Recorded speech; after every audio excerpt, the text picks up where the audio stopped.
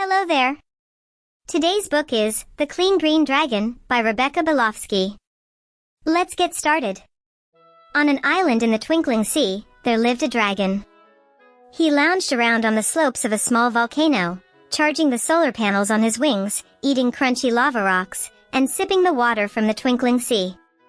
The water turned to steam in his fiery belly, and his steam floated up and made the most amazing clouds. If you used your imagination, you could see animals playing in the sky. The squirrels on the island were fluffy and frisky, and worked hard, gathering nuts in the nut grove. When their nutty business was finished for the day, they kept themselves busy cleaning the dragon's solar panels with their tails and telling nut jokes. Where can you find out about acorns? On the internet. One evening, a wave of rubbish arrived on the island. It was a soup of tiny plastic particles and lots of plastic drinking cups. The dragon sipped the sea as always, but he started to feel like garbage. He got a nasty cough and a sore throat. He carried on sipping the sea, but the clouds that rose from his nostrils were now brown. Soon, mud started raining down on everything. Oil dragon. This is gross and unacceptable. The squirrels had been talking and agreed something should be done. Don't be dramatic, said the dragon. It will disappear. And the dragon went back to sleep. But it didn't go away. It got worse. One day, the dragon woke up with a pain in his rear end. He turned to see all the squirrels giving him tiny kicks in his scaly behind. Get up, you lazy fool. What's the point of charging your energy all day if you never do anything? Get up off your solar-powered, lava-powered butt and take some action. This trash be messing with them nutty flavors. This nut tastes like dog poop. Dog poop, I say. Those squirrels were mad, so the dragon spread his magnificent wings and flew off, following the trail of floating plastic. He flew a long way, realizing that the rubbish went for miles.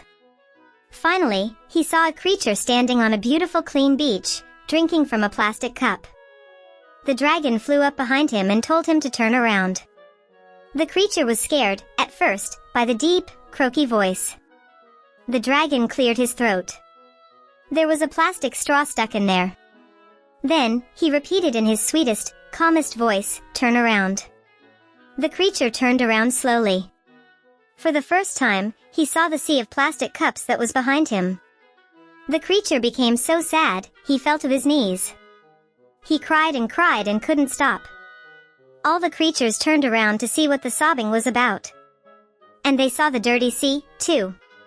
Hundreds of creatures came to the water's edge and cried. Soon, they ran out of tears, and it was not enough to clean the sea. So they started drinking the water in the ocean, and then they continued crying. The dragon watched as these curious creatures drank the sea, cried and felt sick for a very, very long time. The dragon felt sorry for the creatures. Obviously, they were not very smart. Suddenly, a coconut fell on the first creature's head. The coconut cracked open, and the creature drank from it. He smiled. It tasted good. Then, in amazement, he realized that he had 2 reusable cups that did not need to be thrown away. The creatures stopped drinking the sea. It already looked much better. The dragon had to shake a few more coconut trees because the creatures were slow learners. But they got it in the end. After that, the creatures loved and respected their sea. They hugged it, kissed it, wrote poems about it, and painted pictures of it. They never turned their backs on it again. The dragon flew back to his island. He was very tired. The squirrels welcomed him home.